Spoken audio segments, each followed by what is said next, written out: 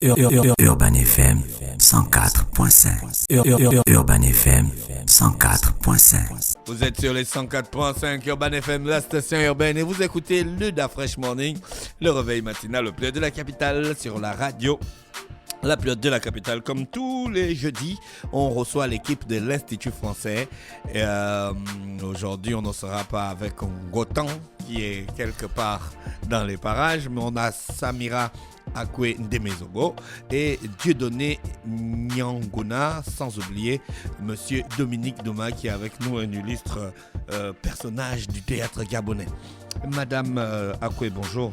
Bonjour. Merci d'avoir accepté notre invitation. Vous, c'est l'Institut français, vous êtes le département des langues, non? Absolument. Ah, voilà, si je ne me trompe pas. Alors, qu'est-ce qu'il y a de votre côté à l'Institut français? Alors, à la fin du mois, on va proposer un stage d'habilitation DELF-DALF. Donc, vous connaissez le diplôme du DELF-DALF qui s'adresse à tout le monde.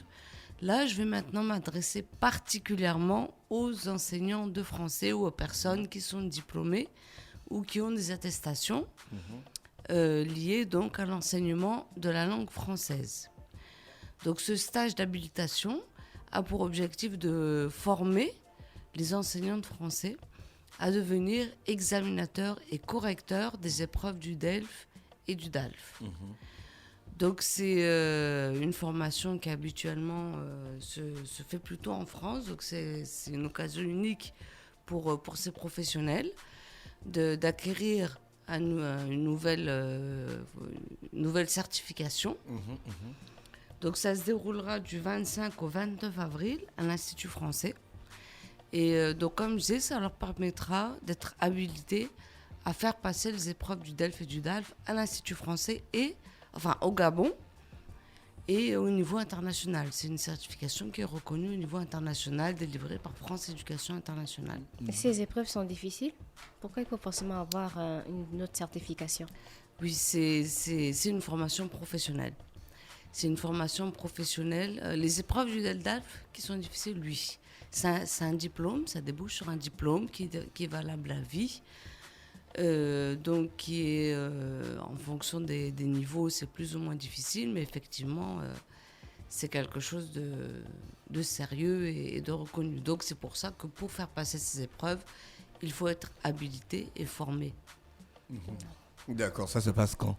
Ça se passe du 25 au 29 avril à l'Institut français. C'est une semaine de stage, donc c'est 30 heures de formation, donc qui débouche sur une attestation valable 5 ans. Et c'est 300 000 francs pour passer l'habilitation. D'accord, il faut avoir quel niveau académique pour participer? Alors, il faut avoir des diplômes. Il n'y a pas un niveau précis, en tout cas un niveau universitaire, puisqu'on parle de diplôme d'enseignement de français. De certification d'enseignement de français. D'accord, ok. Et c'est ouvert à tous les niveaux?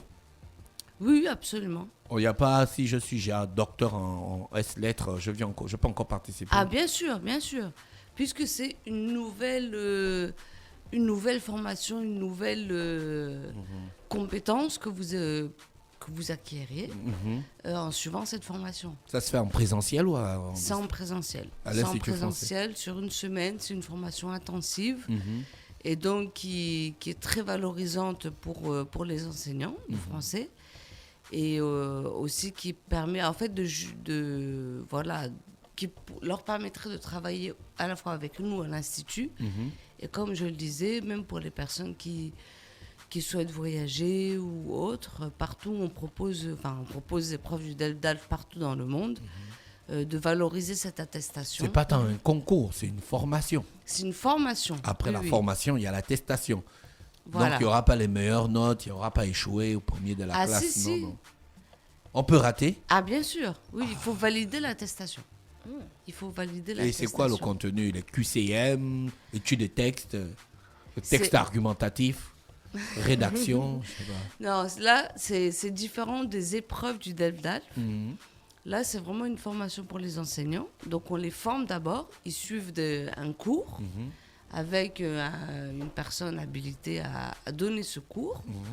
Et ensuite, ils sont évalués par rapport à ce qu'ils auront appris. Donc, comment faire passer les épreuves, la connaissance des niveaux, des différents niveaux de langue française, leur correspondance, faire passer une épreuve orale, corriger une épreuve de compréhension ou d'expression, connaître parfaitement les épreuves du DELF et du DALF. Voilà. Donc à chaque fois, ils seront d'abord formés, ensuite évalués, et s'ils valident la formation, on leur délivre l'attestation qui est délivrée par France Éducation Internationale. Rappelez-nous les dates. Du 25 au 29 avril, voilà, donc 300 000 francs pour suivre la formation. Les inscriptions sont déjà ouvertes. Absolument.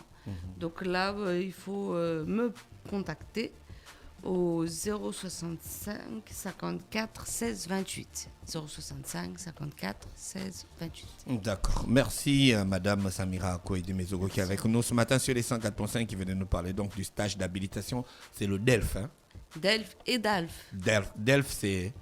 Alors DELF, c'est diplôme d'études de la langue française. Et DALF? C'est par rapport au niveau. C'est du niveau A1 au niveau B2. Les concernés savent... De quoi ça s'agit? De quoi, voilà. Et le DALF, c'est diplôme approfondi de la langue française. C'est le niveau C1, C2, donc c'est un niveau top de la langue. C'est là-bas où on parle. C'est la maîtrise de la langue française. Gros français comme Marc Bonan, l'avocat suisse, là, qui est le meilleur orateur français. Et comment on fait pour arriver à ce stade-là? Il faut lire tous les livres en français ou bien il faut juste faire le DALF? Non, il faut beaucoup se former. C'est après qu'on fait le DALF. D'accord. D'abord, on lit beaucoup, on se renseigne beaucoup, on s'informe. Et ensuite, on passe le DALF pour obtenir le C2 et prouver que oui, moi, j'ai le DALF. Je parle très bien le français. D'accord. René, tu parles très bien le français? Pas comme ton Suisse là que tu as dit. Pas comme le Suisse que tu as dit. Lui, il est trop fort. On a dans le studio Monsieur Dominique Douma et Monsieur Dieudonné Nyanguna qui sont avec nous. Donc, Monsieur Dominique Douma va nous parler de la pièce de théâtre Chaka, c'est ça? Bonjour, Monsieur Douma. Oui, bonjour. C'est un plaisir de vous voir. La dernière fois, j'ai regardé, je ne sais pas si vous avez regardé ça, et je me suis dit, mais pourquoi Dominique Douma, il ne fait pas ça? La tragédie de Macbeth, le dernier film de Denzel Washington, c'est une pièce de théâtre. Mais regardez comment elle est filmée. C'est un petit extrait de rien du tout. Ça ressemble vraiment à la tragédie du rat Christophe. Je me suis demandé, mais pourquoi Dominique Douma ne fait pas une... Parce que c'est pas un film. Là, c'est l'extrait, mais vous, si vous regardez, vous allez vous rendre compte que c'est pas un film. C'est une pièce de théâtre, on appelle ça scénarisée et filmée dans un style un peu plus dramatique que d'habitude. Pourquoi on fait pas ça ici? Ben écoutez, c'est bien de me tendre la perche. Non, parce Pourquoi que... on veut toujours faire des films à l'américaine? Non, coïncidence pour coïncidence. Moi, je suis en ce moment, je suis en train de travailler sur Othello de Shakespeare. Oui, Othello. Parce que je me suis inspiré de ce que Orson Welles, qui a fait aussi un film sur Othello. Et au fond, ça rentre dans une démarche que je suis en train de, un peu comme une fourmilière qui travaille en silence, de faire en sorte que même les pièces gabonaises, par exemple le combat de Bombay, j'avais pensé à ça parce que je vous ai vu jouer. Voilà, je vais maintenant passer à une version effectivement scénarisée. Je suis en train de travailler avec des collègues de la première chaîne de la télévision et puis d'autres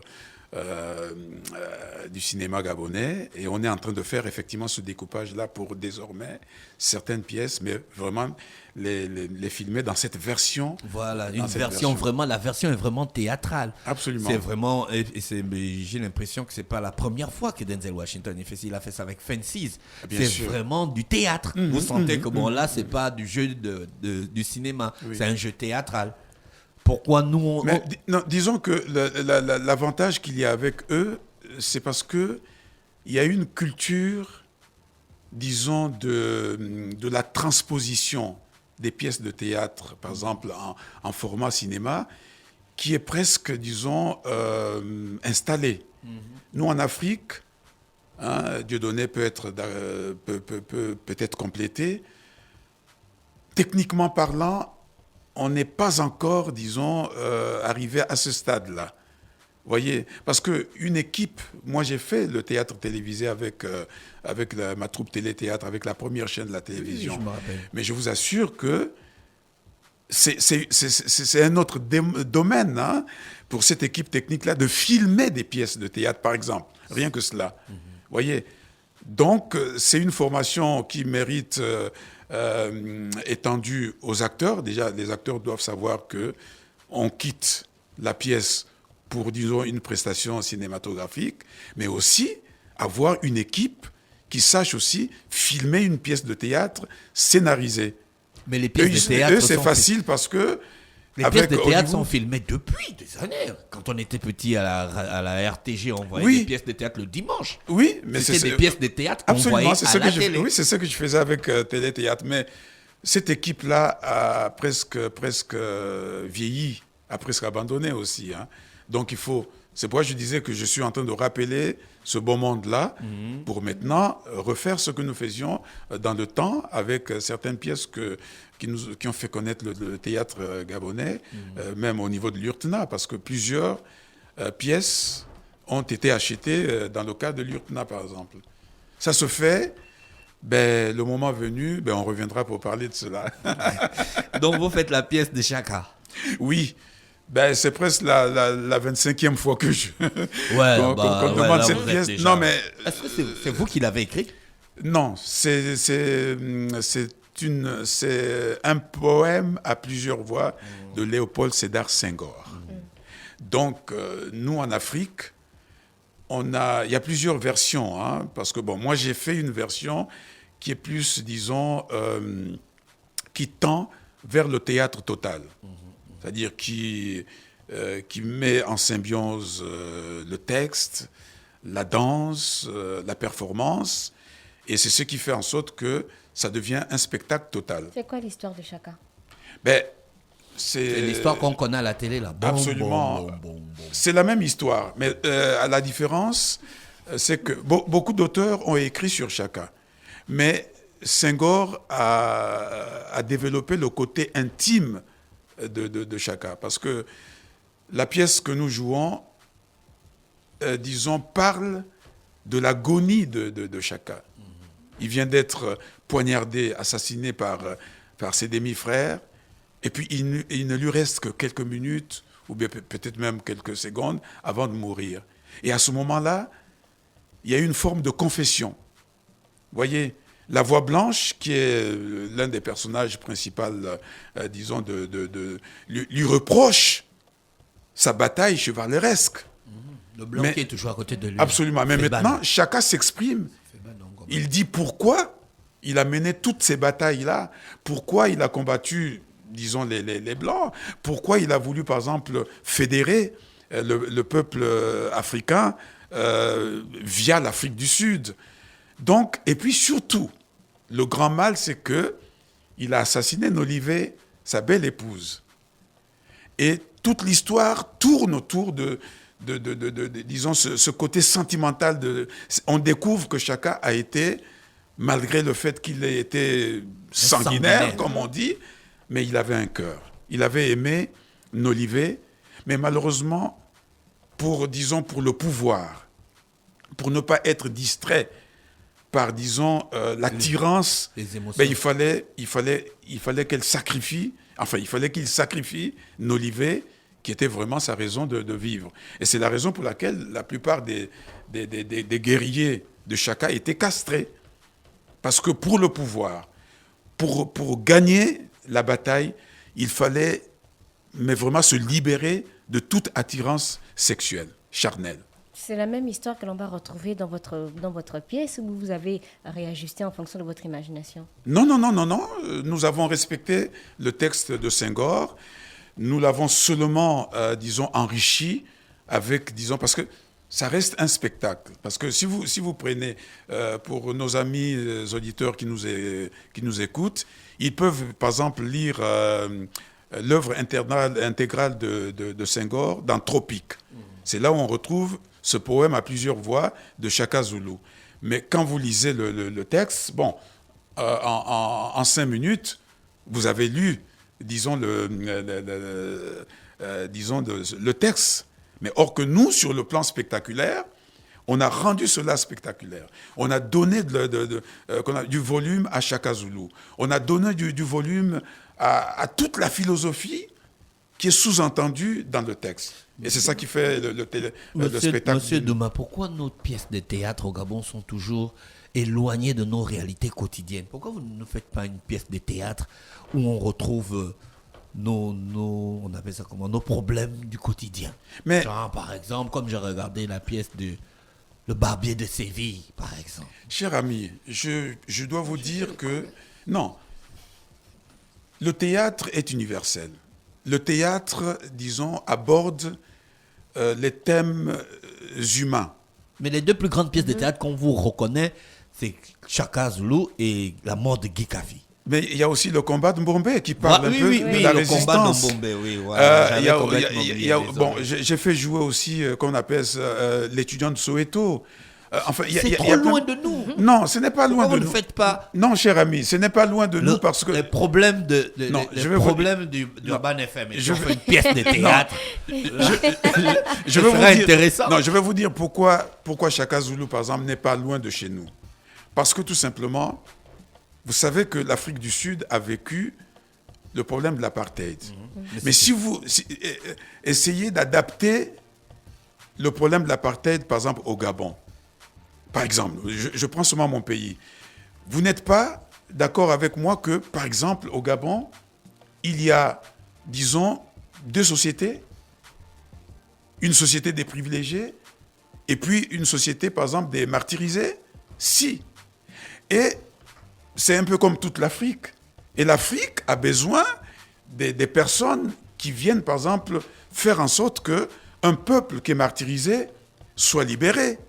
C'est la raison pour laquelle des personnages comme Chaka Zulu, des personnages comme Thomas Sankara, des personnages comme Martin Luther King restent toujours des personnages dont nos sociétés ont besoin, parce que la misère qui écrase, par exemple, les peuples africains et le peuple gabonais, mais demande à ce qu'il y ait des personnes qui disent... En fait, vous faites un théâtre de la révolution.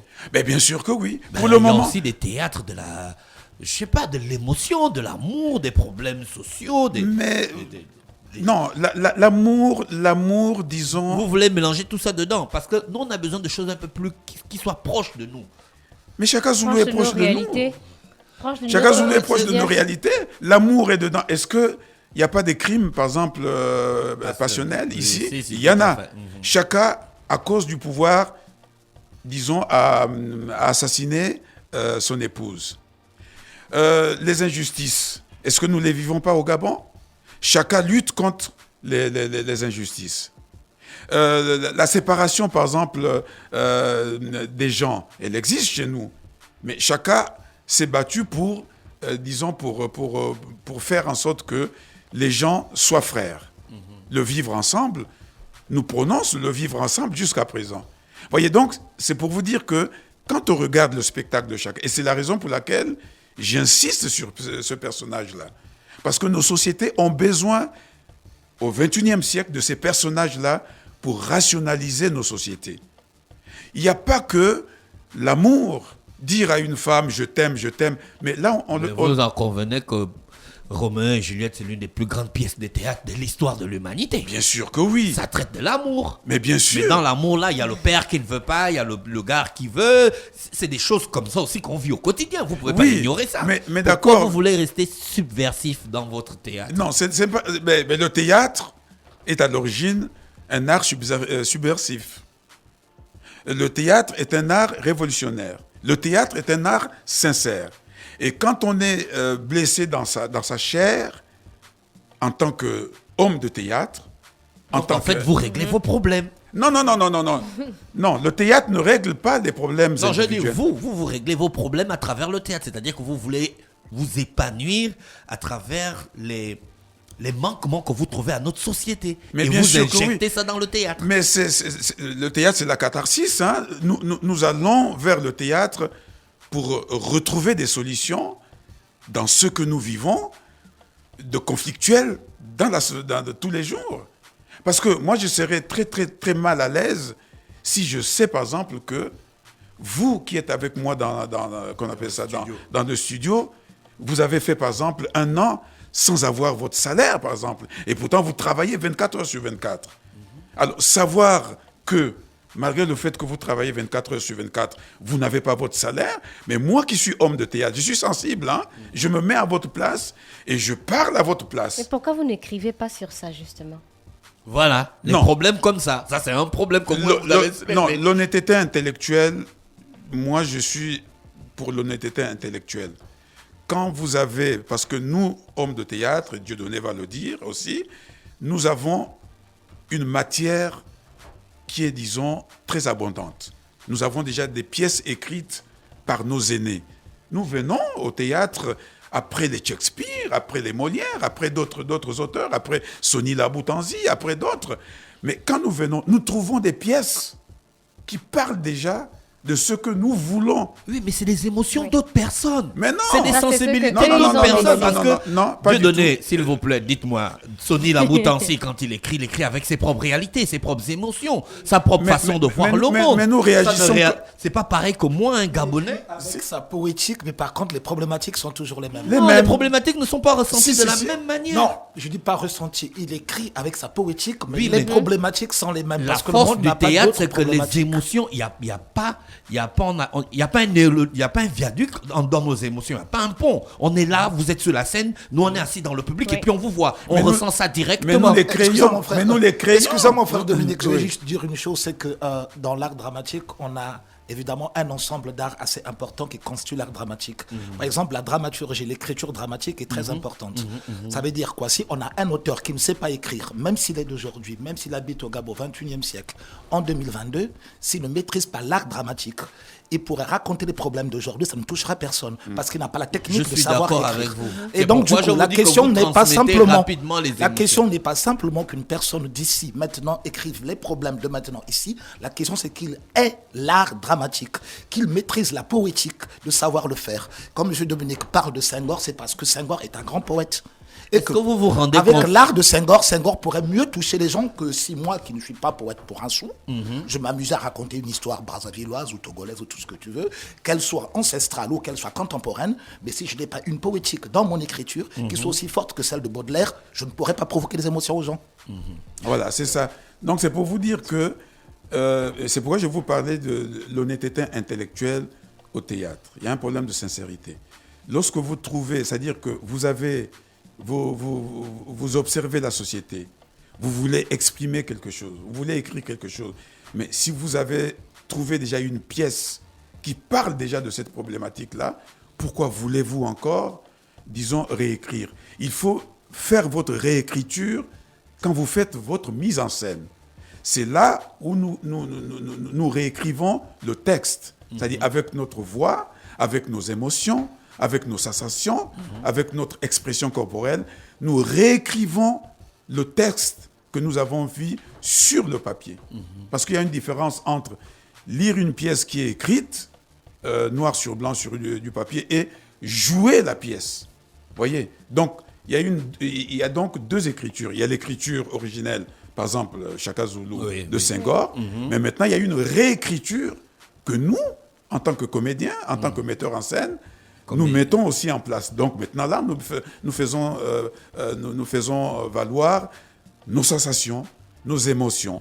Parce que nous nous Mais mettons... vous savez que vous devez nous les transmettre. Ah, mais bien sûr. On s'intéresse au théâtre. Mais Et c'est c'est ce que là nous le faisons. problème. Parce Mais que non. si vous j'amène ma fille venir regarder la pièce de Chaka Zulu, elle va rien comprendre. Comment ça, elle ne va rien comprendre? Elle va se dire que vous êtes en train de faire du théâtre. En fait. Mais bien sûr, mais nous faisons du théâtre.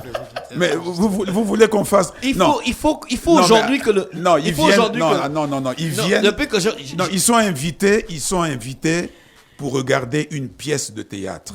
Nous ne pouvons pas leur servir autre chose que Mais du théâtre. Il faut leur servir quelque chose d'émotionnellement plus présent. C'est ce que je dis. en Mais fait. c'est ce qu'elle que nous puisse se faisons, mais reconnaître c'est ce à que nous travers faisons la pendant le pièce. spectacle. Pendant le spectacle, c'est ce que nous faisons. Tous les spectateurs qui viennent, par exemple, dans une salle de spectacle, quand ils ressortent de la salle, mais ils sont totalement transformés. Moi, j'ai des témoignages, des gens qui viennent, après le spectacle, vous retrouvez dans des loges pour vous dire, mais vous ne pouvez pas savoir vous m'avez fait pleurer dans la salle. Si un spectateur vous dit ça, mais c'est parce qu'il a pleuré, c'est parce qu'il a ressenti, c'est parce que l'histoire l'a touché. Donc nous ne faisons pas des spectacles pour forcément amuser la galère. C'est vrai qu'on peut faire des comédies pour faire rigoler Non, des gens. je ne parlais pas de comédie. Je Non, ne parlais pas de faire rire. mais ça existe. Oui, je sais que ça existe. C'est un genre théâtral, hein. C'est pas interdit de rigoler, non.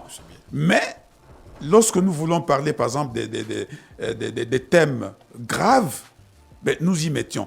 Quand on met du cœur, si vous voulez, par exemple, effrayer les gens, concernant, par exemple, le sida, je vous prends un exemple comme ça. Voilà, par exemple. Vous savez, quand vous voyez quelqu'un étendu sur un lit, en train de trembloter, en train de mourir parce qu'il est victime du sida, ben, ça va plus toucher les gens que si vous venez, par exemple, au micro dire, vous savez, faites ceci, faites cela, et puis le sida va passer. Non. Or que nous, au théâtre, si vous venez avec vos enfants, si vous venez avec des personnes, nous, les hommes de théâtre, nous faisons tout pour que les émotions soient au rendez-vous pour que tout le monde sorte avec quelque chose, disons, qui les transforme et qui les change. D'accord. Donc Voilà. c'est à l'Institut français, ça commence quand? Alors, là, je vais laisser la parole Oui, monsieur Dieudonné. Alors, ça commence demain. D'accord. Demain, en tout cas, le 8. Le 8, et ça ira jusqu'au 16. D'accord. Parce que Chaka Zulu sera joué le 16, qui va clôturer un peu le festival. Mais donc, du 8 jusqu'au 16, il y aura plusieurs spectacles. Et demain déjà, ben, c'est Dieudonné qui ouvre le festival. Avec la pièce de ce côté. Voilà, c'est ça. Ça parle de quoi? Et de ce côté, ça parle de quelques déboires d'un artiste de théâtre, justement, un auteur, metteur en scène, dramaturge, qui a eu quelques déboires pour avoir un peu trop ouvert sa gueule. Il a fait ce qu'on appelait, entre autres, je vais dire entre guillemets, du théâtre engagé, en poussant un peu plus fort sa voix, en prenant des positions d'une certaine manière, mais en le disant évidemment sur scène. Bon, alors là, du coup, il se trouve laudé de son pays. Bon, il va continuer un peu à rouler sa bosse un peu partout, en prenant la route de l'exil, comme on dit, et chaque fois, il aura le même problème quand il arriverait quelque part, parce qu'il a un peu l'étiquette de l'artiste engagé, qui n'arrive pas à faire autrement que parler de ce qui, pour lui, mine un peu la société. Finalement, un jour, il se retrouve quelque part qu'on pourrait appeler Paname, entre guillemets. Et là, une fois de plus, bon, au début, il se dit, bon, je retrouve une certaine communauté africaine, donc je serai plus ou moins protégé par les miens. On pourrait faire ce qu'on pourrait appeler du théâtre africain, donc dans des schémas et dans des cases qui sont un peu très spécifiques, où il se dit, bon, ça va passer, ça va être la banqueroute. Sauf que là, il va se confronter au problème de clichés. C'est-à-dire ce qu'il croyait être une espèce de sauvegarde, quelque chose qui pourrait s'expliquer de l'ordre esthétique, devient en quelque sorte un gros cliché qui, évidemment, l'identifie comme étant une personne racisée. Donc, étant une personne racisée, son art devient un art racisé. Du coup, au lieu d'être tout simplement un artiste, il devient le sous-multiple, complètement le sous-multiple d'une identification. Et à partir de là, ça va être aussi une autre forme de prise de parole qu'il va prendre jusqu'à ce qu'il termine complètement à la ramasse, quitter le plateau. Mais sauf que ce n'est pas la fin. Alors il va faire comme ferait un bon Congolais dans ce genre de cas, c'est d'ouvrir un bar. Et de se mettre dans un bar, aligner un nombre incalculable de bières et raconter en quelque sorte sa vie comme ça, comme dans une forme de stand-up, où les gens arrivent, ils lui offrent un coup et lui, il raconte un peu les déboires de sa vie, mais pas sur le plateau de façon un peu décomplexée. Jusqu'à ce qu'un jour, un metteur en scène arrive pour lui proposer, évidemment, de prendre conscience de ce petit stand-up qu'il est en train de faire là, tous les matins, enfin tous les soirs, disons, autour de ses clients, buvant la bière, en leur racontant en quelque sorte les déboires de son les quotidien. déboires de son quotidien, les mémoires de sa vie, Oui. pour lui proposer d'en faire un spectacle. Ah, super. Et au début, on ne sait pas trop si ça l'intéresse, il est un peu dubitatif, jusqu'à ce qu'il accepte. Mais pour accepter, ce qui va arriver, c'est que dans cet échange qu'il va avoir avec ce metteur en scène qui lui a proposé ce projet, dans cet échange-là, il va se passer quelque chose d'assez important, c'est que ça va lui permettre à lui de remonter évidemment tout le fil de sa vie, à partir du premier jour où il a décidé de faire du théâtre engagé, pourquoi et comment. il va essayer, en quelque sorte, il fait un examen de conscience. Et par là, il remonte la route, partout où il est passé. Et ce chemin intérieur est en quelque sorte la forme narrative du spectacle. Ah, d'accord. Et en remontant ce chemin jusque là où il se trouve actuellement, il va comprendre où est-ce qu'il a fait des erreurs, où est-ce qu'il a eu le courage de le dire, mais pas trop quand même. C'est vous qui Où avez est-ce écrit qu'il fallait cette mettre pièce. de l'eau dans du vin. Parce que évidemment, même quand on a raison, comme disait ma grand-mère, il ne suffit pas d'avoir raison, il faut savoir protéger sa raison. Il faut savoir protéger sa raison, parce qu'une raison, ça se vole aussi. On peut se faire voler sa Qui a raison. écrit la pièce? Et donc, du coup, ouais, la pièce est un peu le fil narratif de l'introspection qu'il fait sur lui-même, comme s'il était couché sur le canapé chez les psys et qu'il remontait la chaîne alimentaire. Du coup, il se soigne pour revenir à ce que disait mon frère Dominique tout à l'heure, c'est que le théâtre a cette valeur catharsique. Évidemment, en faisant ce peu. Ça veut dire quoi, catharsique? Voilà, c'est tout ça là. On doit faire le DAF, ça. Le DAF. Évidemment. Le théâtre a cette valeur catharsique, ce qui permet de se soigner, mais aussi ce qui permet de revenir au théâtre avec un regard neuf, avec une vision neuve, et aussi d'avoir un rapport, je pourrais dire, j'aime pas trop bien le mot sain, mais je pourrais dire un rapport beaucoup plus analyste envers l'art théâtral, pour dire que tout n'est pas permis, mais en même temps c'est un espace de liberté. D'accord. Merci, on demandait... Et d'ailleurs, tu nous taquinais un peu sur cette histoire de catharsis, mais c'est-à-dire que nous avons tous des problèmes. Oui. Chaque individu a un problème. Et on cherche toujours des solutions. Des solutions. Voilà. On réfléchit. Comment il faut faire pour faire ceci? Et souvent, on trouve des solutions dans l'introspection qu'on est en train de faire. Et ça rejoint ce que chacun fait. Parce que c'est une forme d'introspection qu'il fait pour dire aux gens, sincèrement, c'est vrai. Là, il est peut-être parti un peu trop loin, mais il fallait qu'il le fasse pour ceci, cela. Donc, ce côté catharsis, là, c'est ce qui fait en sorte que quand on est en face de cette introspection, on sort, disons, on prend des décisions à ce moment-là. Parce qu'on s'est soigné, on sait maintenant ce qu'il faut faire et ce qu'il ne faut plus faire pour être peut-être dans un, entre guillemets, un droit chemin. Est-ce que souvent c'est le droit chemin? Point d'interrogation. Vous voyez donc, ça nous libère, on se défoule, et c'est la même chose que nous faisons lorsqu'on est, dans un spectacle. Nous, les comédiens, dans ce que nous incarnons, nous nous libérons. Mais le spectateur qui vient aussi, lorsqu'il est contaminé par nos émotions, mais il se libère aussi. Parce que quelque part, il se dit, il a fallu que je vienne regarder, par exemple, cette pièce de théâtre pour peut-être comprendre quelque chose, pour trouver une solution, parce que je cherchais, je n'arrivais pas à trouver. Et maintenant, là, j'ai trouvé la solution. Je vais me libérer maintenant. D'accord, je rappelle qu'on recevait Madame Samira Kouende-Mezogo, Dieudonné Nyanguna et Dominique Douma pour les activités à l'Institut français. On vous souhaite de passer une bonne journée à l'écoute des programmes d'Urban FM et on vous remercie d'être passé. Urban FM 104.5